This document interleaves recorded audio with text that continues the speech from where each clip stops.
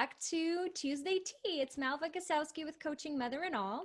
So Tuesday Tea is a session with experts worldwide who help women in their line of work. So starting September, I want to inspire other women to actually do something for themselves after the children, fingers crossed, go back to school. Tuesday Tea Chat with experts from actually various fields intends to support, empower, encourage, assist, and motivate women to get up and find their purpose and actually find some time to do something for yourself. You've given a lot, now it's time for you. So with me, I have the gorgeous inside and out, Cat Janisko. She is the CEO. I love how you said my name correctly, by the way. Sorry? You said my name correctly. Yeah, you see, I was practicing. It was good. It was really good. Just so you guys know, she is fabulous. She is the CEO of Cat Beauty and an implementation strategist for business professionals and entrepreneurs. This relationship is what inspired her to take her life back by creating connections and starting a business of her own. She now mentors people on relationship building and confidence through one-on-one coaching and online courses. Of course, we got to do it online. Cat, of course, no pun intended. Welcome to Tuesday Tea. Thank you so much for having me, beautiful. You are amazing in every way. I just love what's going on right now. You're beautiful, by the way. I know we women are like, stop calling me beautiful. It's embarrassing, but you are I'm so good. gorgeous. Go on. Yeah, thank you. I am like the compliment hand. I love giving out compliments. So yes, thank you for having me. It's great to be here. I'm super excited to be here. Like I already told Kat, and most of the people that are listening to my show have already seen me reposting one of your posts. So Kat is the woman. If you guys remember, we had a big discussion on it, both on Instagram and on Facebook. She's the woman that says, you know, you don't have to be everyone's cup of tea, but you will be that someone's $1 million bottle of wine. Well, you know, I love to have a little glass of wine every now and then, not like promoting alcoholism here, but I do love to have my glass of wine, and I love like maybe every now and then a pretty expensive bottle of wine. And it's the truth. You know that quote, it's Dita Von Teese. I think that's who it is. It's like, you can be the juiciest peach in the world and there's still going to be somebody who hates peaches. So it kind of reminded me of that. It's like, it's so true. And I work a lot with people pleasers. So that's why I say these things all the time, because I'm a former people pleaser myself. So it's a rough go. You have to learn how to train your brain to set boundaries and set expectations in your life with people so that you can break the habits of people pleasing. And that's hard for a lot of people to do. Take it from me. I was a professional. I'm guilty. You're one too? I'm guilty. Yes, it happens. Yes. Yeah. It still happens for me sometimes. Yeah, you know, I feel, okay, so I am a business coach, and one of the training programs that I actually conduct is assertiveness. So the essence of assertiveness, and assertiveness is part of lack of people pleasing. Right. And even though I am amazing at assertiveness, borderline a little too assertive at times. I love it. I kind of feel that I can still find myself people pleasing, and then I have to go, oh, hold on. You know, you've just fallen into a trap and you're still going there, right? Yes. So I know, you know, but can you explain to us, how did you actually get out, or if you still sometimes fall into the trap of people pleasing, how do you get out of that? You know what, honestly, and I've had this conversation, I'm an open book, so forgive me for being very candid, but I had my childhood, I grew up in a very controlling space, and my parents are amazing people. I don't want to call my parents out and say they're amazing. They gave me so many opportunities, but the one thing that I didn't realize my whole life is that I was the third baby. So my sister's 11 years older. My brother is 7 years older. So that really set the tone for the space that I lived in. I was kind of like an only child, and it was their last child to go. So my mom, I feel, was kind of like clinging on to me and really sheltering me. Like, I don't even say they were helicopter parents. I say my parents were like snowplow parents, just like plowing into my life. And I'm like, you need to let me make mistakes. And I never felt like, first of all, I always felt like I had to mature faster because my siblings are older. So that was one thing. And then I always felt this sense of control over my life. And naturally in my adulthood, I gravitated to people who controlled me in relationships because that's what I was used to. And believe me, it took me many therapy sessions to realize this and get to this place of acknowledgement. But the first relationship I was in college, I wasn't very supported. I was being controlled in so many different ways, being pulled left and right. And that was what was natural for me. And I actually left, I was engaged and I bounced 5 months before the wedding because I just knew there was something. I know. I love you. I love you. Yes. Oh my gosh. I know, for real. Like if you feel like you need to leave the altar, even at the altar, just do it. That's my best advice because it didn't feel right. I felt like I was not supported. I wasn't rallied for, nobody was cheerleading me. And it really was wrong. I just knew it was wrong. So hardest decision of my life. And I was also really green too. I was like 24 years old, really lost. And so anyway, I got out of that relationship. And of course, I naturally went into yet another controlling relationship. And this time it was with somebody who would be definitely classified as a narcissist. And I had no idea that was a thing. Like I was always the one who was like, oh, narcissism's not real. What even is that? Like, and that's horrible for me to say that now. Cause I'm like, after therapy, I'm like, wow, this is an actual personality disorder. Who are you to say it wasn't real? But again, I grew up in that controlling space of like, having to monitor me all the time and just making sure I was being watched all the time and being checked in on all the time. And it was just, I finally took back my life after that abusive relationship that I was in for 2 years. And I was like, I got to do this big. Like I'm going to set boundaries with my parents. Number one, first and foremost, when I leave here, and I'm going to set boundaries for myself and expectations for myself in my own life. And that's something that we need to like have self-confrontation too.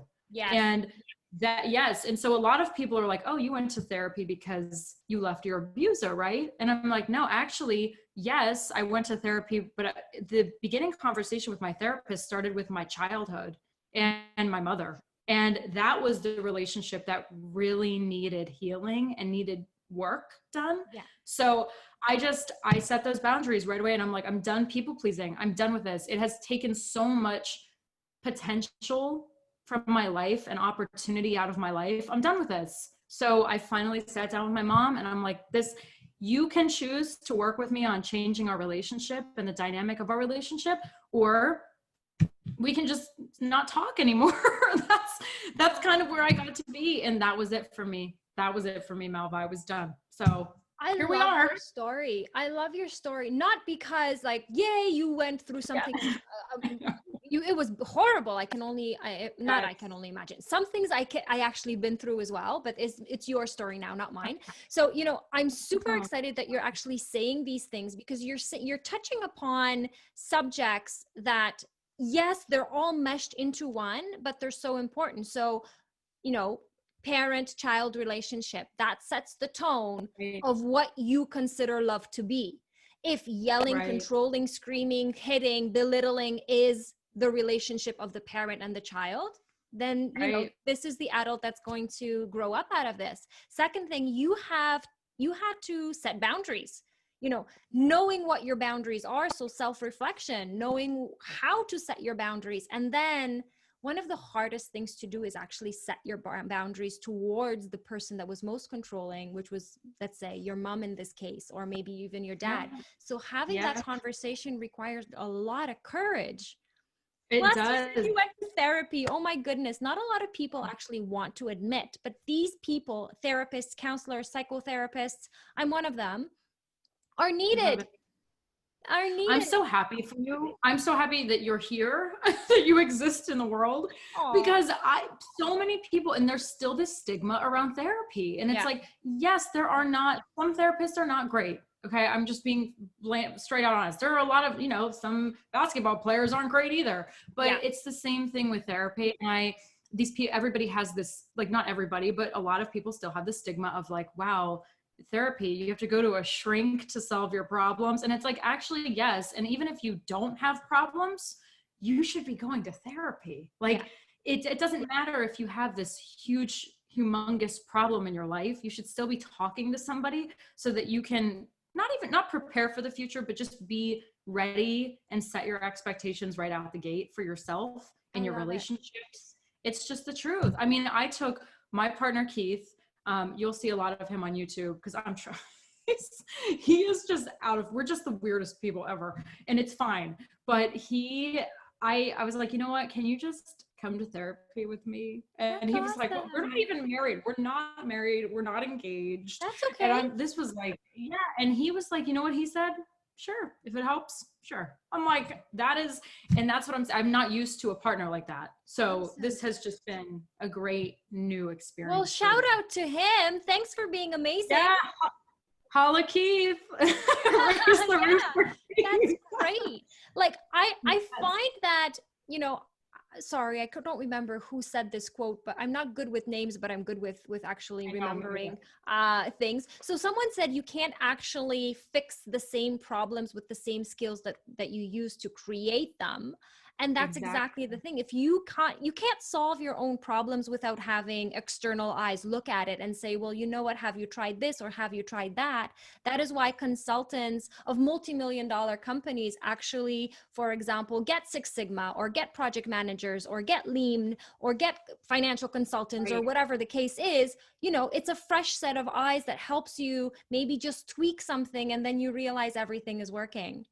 It's a funny thing because I was working at a company. They hired me to run some training sessions for them, and they actually took over another company. And it was a production, like a tool production company, with screws and bolts and all that stuff that I have no idea about. But anyways, all Me those things neither. you guys need in their garage. Yes.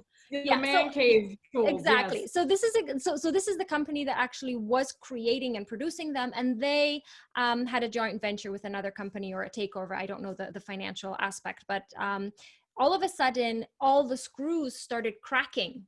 So the production company was there. They put in new people. The machines were there. Everything was there. They didn't buy the Yes. know-how, but the screws started cracking. And all of a sudden, they're like, okay, they called back the people and said, you sold us a broken company. So they covered the machines with like black paper or whatever in order for the people not to actually see what they were doing, because they chose to kind of go cheap and not buy the know-how.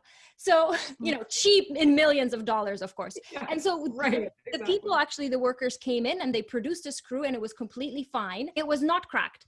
And then they're like, Yes. how did you do that? So we're doing the same thing. We're producing on the same machines. We're using similar people, but your screws are not cracked and ours are cracked. What is happening? Do you know what the answer to that was? What They was the had answer? to pay a few $1 million for the know-how. And the know-how was, you have to shut the door not to have a draft, because the draft is changing the temperature of the steel setting. Oh my A gosh. That few one, $1 million to just close the seriously? door.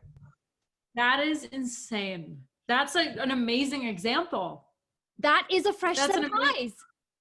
it is. Why do I feel like that's my life? Like, you had the door open. That's the problem. I don't know. Like, that's just That's the only thing. crazy. Close the door. Oh, Don't let the draft in. All right, seriously. back to you, my dear. So, how do you, in your business, actually help others while taking your story and exhibiting that it works? These are the tools that you ought to use. So, well, the people pleasing is a big thing for me, Mhm. obviously. And when I left the abusive relationship, I knew I wanted to take it back, my life back in a big way. So that's when I started Catsilu Beauty, which is an e-commerce beauty business. Catsilu.com. Shameless plug. No, but honestly, I started my beauty business, and for me, beauty was always this like creative superpower in my life, makeup. And I grew up in a really small town in Western PA. So there was nothing to do. Like, I had a pet rock, for God's sake. I'm like looking at this rock, like, it's so nice to see you today. That was my playtime. So I'm like, that's just gives you an example of how small the town we lived in was. But I remember my parents would give me like a $10 bill to go get as much gas in my car as I could at that time. And instead of using the $10 bill for gas, I would go to like the local drugstore and raid the makeup aisles because it was just my way of expressing myself creatively. And my brother is the artist in the family. So I always I have the music thing going for me. I will say that I did study music for a while in college. But the art of things and drawing and painting and all that stuff, I suck at. So I was like, I love makeup because I'm actually doing pretty good at it and it's fun. And that was what makeup was for me. And it always has been for me. It's never been about covering myself up. I've never been one to feel horrible about myself without makeup on. And I know a lot of women struggle with that, women specifically, but I just never have been that person. So I used it more as my shield of armor against people at school who were bullying me. And I mean, I'm not going to act like I'm some special case. All of us have been bullied at some point or another in our lives. And it was just, girls were really mean. It's sad to say that as a woman, that girls were so mean. And it was really challenging to have healthy relationships with them in school because they were being mean without reason. And so I would just wear my makeup and be like, this is listen, I got this. I don't know. It just made me feel empowered. It made me feel so confident in myself. And when you start getting compliments on your makeup, it's like, okay, I really do have this now. Yeah, and so, yes. And so naturally I translated that creative superpower into my adulthood when I was in my abusive relationship. So my business, Cat Beauty, was actually born as a blog. Wow. I was in so during this relationship, let's fast forward, I was just like, oh my God, I was in the biggest depression of my life. I had these moments of contemplating my own, it's hard to talk about, but it's still hard to talk about years and years later. But I was actually contemplating my existence at one point, and I just had to do something for myself. And I'm like, what makes me feel good? Something has to get me out of this. Yeah. And there was no one, when you're with a narcissist or you're in an abusive relationship, you're segregated from the people you love, from everyone. And people don't understand how that happens until they're really in it. It's not necessarily because you're a weak individual. It's just because the other person is so powerful in their manipulation and this person was extremely powerful with manipulation. So I started a beauty blog, Cat Beauty, and I went to the store. I bought all these beauty products and I just started reviewing them and I started putting it out into the world and I started connecting with people again online, which wasn't ideal because I wanted to connect with the people I love in my life who I had been just secluded, just away from for so long. But that was my thing, is that beauty makes me feel, it's always made me feel good. It's always gotten me out of fights or really bad situations or just avoiding conflict in my life and feeling powerful and confident. And it's that tangible thing in my life that's always helped me. And I know I can't be the only woman in the world who feels this. I can't be the only woman in the world who's ever been with an abusive partner or been controlled in her life and needs some tangible way of feeling power and empowered. And that was my way of doing it. So Cat Beauty is very much about you, not saying that a lipstick is going to remove you from an abusive relationship. It takes a lot more than that. But that, I don't think that's the message that you're saying. You're saying at least this is what I'm hearing. You found something that you loved. You found your passion. You found your purpose. Had it been baking cakes, then you'd be talking about cakes now, but it's not beauty cake or cars or whatever, but I found a purpose. I found a passion. I found something that excites me. I found something that actually got me to spread my wings. Maybe not ideal, yes. said, but it's there, right? Right. And it, you know what it did? The most important thing is that it connected me with people again. And I've always been this outgoing, bubbly person. I love people. I feed off of people's energy. I love being here with you. This is amazing. And so I hopped back into that person again. I felt like, wow, this is me again. It was the greatest, most liberating, beautiful feeling in the world to be myself again, and then take it up a notch. Yes. And then take it up a notch by finally owning my situation and jumping into business was truly the best thing I could have ever done for myself, because it gave me something, it gave me a purpose in life that it's so much more than makeup. And now I have a coaching business where I help women do the same thing. And it's it's just, this is so meaningful. I didn't know how much mentorship would mean to me until I started having the conversations and helping people. And I knew I always loved helping people, but this is a new level of being able to support someone and come up with strategies and plans so that they can take the action in doing what I did in starting my own business. It's just, I love doing it. And I know you know how that feels. It's amazing. Yeah, I'm the kind of person that actually helps a lot people, a lot more than I should. But I try. I know. Yes, I get that feeling. I love giving out free advice too. So if you follow me, you'll probably get something that will help you. Yes, and I know you do too. Yeah, sure. Okay, so tell me, you have a coaching business, you've got a beauty business, but you've told me a lot about your beauty business. Tell me about your coaching business. So what kind of problems do people most often come to you? Yeah, so the biggest problem that my client base has is networking and connecting with people and building relationships online. And it's so crazy because I was actually shocked by that. I've been actually I do research interviews all the time anyway, but I've been really diving deep into them recently. And one of the biggest things was networking. Like, I feel so awkward. I don't know what to say. I don't know, how to sell myself per se. And there's a finesse about it. And, I have to credit the Miss America organization on my end, because I competed starting at the age of 14 in the program. So I was in Miss America's Outstanding Teen, and then I moved up into the Miss division later on. But that was what got me started with networking. I networked for Children's Hospital, Children's Miracle Network. I networked for Dress for Success, all of these organizations. And it takes a lot of, figuring out how to approach people and figuring out conversations. And when you're 14, it is so awkward. It's like when you're 14, you have no idea really who you are yet. Some 14-year-olds do, they do. Great for them. I did not.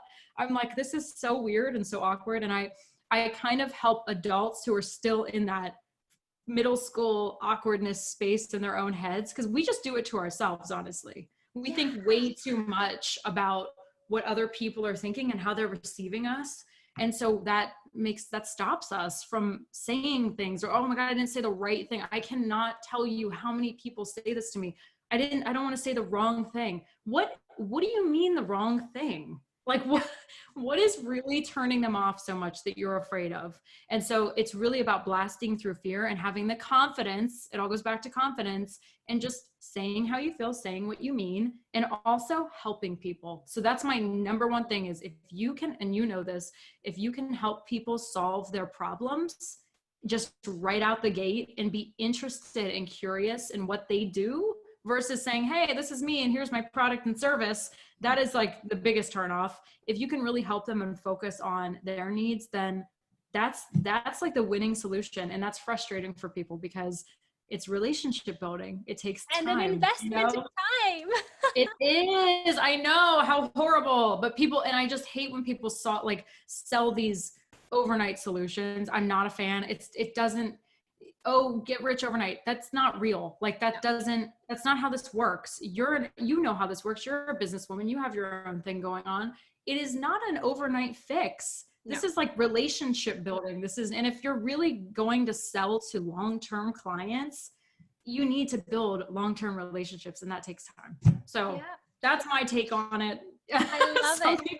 I'm hearing so many things that you're saying. I feel that this conversation couldn't be long enough, because I could kind of dive deeper into what you're saying. Yes. But because I'm a very big fan of turning to people that are smarter than me in areas that I don't excel in to actually get help. And so a few years ago, post baby, I wanted to get back into shape. So I went to a dietitian. And I asked her, what will happen if I eat, a square of dark chocolate? And she just looked at me and she says, people don't get fat in eating one square of chocolate, and they don't get skinny by not eating one square of chocolate. And that for me kind of opened my mind to, you can't get rich overnight. You can't build a strong relationship overnight. And one thing won't break your relationship. And one let's say expenditure won't get rid of all of the finances you have unless you spend everything. But I'm talking about small pieces. Right. So exactly what you just said, you won't get rich overnight. You won't land your first customer that's going to be your, let's say, milking cow for the rest of your life. No, that it doesn't happen that way. So like you said, building relationships, friendships, client relationships, love relationship actually takes a lot of time. Well, and it's, you know what, Malva, and you know this too, it's better for you as the business owner or as the coach or as the product provider. It's better for you because it's more fulfilling. Yeah. I mean, wouldn't you rather have the most fulfilling business where you have high ticket clients who trust you and who turn to you on like a Saturday? They just need, I mean, not on a Saturday. I know some coaches are like, don't call me. I'm like, call me if you need me, text me, it's fine. Because I love helping. Like it's a relationship. So I love it. That is the winning solution. But you know what is another a plus one to that winning solution is if you actually invest your time in building that relationship with other people and having the possibility to do that. If you slip professionally, meaning you gave them advice that didn't specifically work for them, or you made a mistake, you kind of slept in and you missed that meeting or whatever, things happen. They are more keen on forgiving you and saying, that's okay, things like that happen. And they're still with you. You're not losing that customer because of one glitch. So all the women out there, you're investing your time, but also investing your time long-term for customers, not to lose them with the snap of a finger. Right. And I talk a lot about this too. That's a very good point. Very good point. And it kind of, when you said that, it reminded me of like the you scratch my back, I'll scratch yours type of situation. When you help somebody else, they're way more apt to want to help you because you have curiosity, you have an interest in what they do. And you're like, I really want to help you solve your problems. How can I help you? Those are the magic words. How can I help you? And then help them and give them value. Let them see the value in what you do. And trust me, you know this too, more than likely they will come back and return the favor if you ever need it. It's just you scratch my back, I'll scratch yours. And it's a beautiful thing. And I wish that more people in the entrepreneur world would just be patient and follow the mentality of really spending time and investing in those relationships. That would be great. Another thing that you said that I really, really appreciated and liked, you said that, an organization helped you when you were 14 years old to help you network and you didn't know what to do and whatnot. You were just starting out. Like the difference between what you were doing versus, let's say, a 40-year-old trying at the very beginning is that as a 14-year-old, you had less to lose. And that 40-year-old has a face, let's say that she wants to save face or he wants to save face, and I have more to lose. And therefore I won't take the risk because what if I lose? Right. You're losing, not taking that risk because you're not gaining. That is what you have to. Exactly. Is you have to jump into the freaking water. Like you have to. And guess what? What if it doesn't work? Okay. Maybe it doesn't work. Then it didn't work. Pivot and adjust. That's what you're doing as an entrepreneur. Pivot, you adjust, and you figure out a new solution. It is very, very easy when you can accept it. It all comes from within. That's why I train so many people on, and I know you can relate to this. I keep saying that because I know you can relate to this. I feel like we're in the same business, and that's what I'm talking to a mirror. But you have to fix this first, the soul, the internal being. It's just like anything else. If you can't accept the fact that some people aren't going to like you, some people aren't going to like what you have to say, some people are going to hate your business idea, it doesn't really matter, because if you believe in it, somebody else is going to believe in it. They're going to come to you at some point. So just have faith that they'll turn around and come to you and everything's fine. Don't take it so seriously to the point where you're losing opportunity. Yeah, I love it. I always say to the customers that I work with, it takes the same amount of effort you put into achieving success and the same amount of effort you put into your work for others to criticize you. Are you really going to let that stop you? Exactly. Exactly. And you have your own little niche, you have your own little ideal client audience. And those are your ride or dies. Those are the people who will be there for you. And I can literally name mine by name, just Love like it. name them. And I know who they are, and I know what they love. I know where they hang out. I know their hobbies and their passions in life. I know what scares them. I know what frustrates them. I know exactly who this person is. And that's something that I encourage people to really figure out. Yeah. And you have to figure that out by building relationships. Love it. I mean, I can't stress it enough. I love it. Oh my goodness. It was amazing to have you. You know what? I have my tea with me and I'm so like invested in this conversation. I didn't even take a sip. I Oh hope my you gosh, you're so sweet. I wish I had my $1 million bottle of wine with me, but I don't. do that. We should do that. We should do Next that. time, instead of Yes, Tuesday tea, please. it's going to be I would- Monday $1 million bottle. Oh my God, that's Monday $1 million Merlot or like Malbec or something. We'll figure it out. That's amazing. All right, Yes, we're on please. to another. Listen, everyone, we just pivoted from Tuesday tea to $1 million bottle of wine. I love it. Let's go. Oh my gosh, get the glass out. Clink, clink. I love it. I love it. Oh my goodness, Cat. All right, everyone, you got to follow Cat. She's amazing. I really Sure. adore her. I got to know her even more now, and it just makes me want to know her even more. So, everyone, Oh my gosh. thank you So very much, Kat, for being here, for sharing your nuggets, your energy, and your story. I hope that you'll find your peace at what you do every single day, not just today, but in the future as well, with all the pivoting moments that you're going to have, because you are going to have them. I know you're gonna rock. Thank you so much, Malva. Same to you. Thank you so Aw. much for having me. It's been so much fun. We'll have to do the wine next time. I can't wait. I will. All right. Thank you, everyone, for watching Tuesday Tea. Till next time.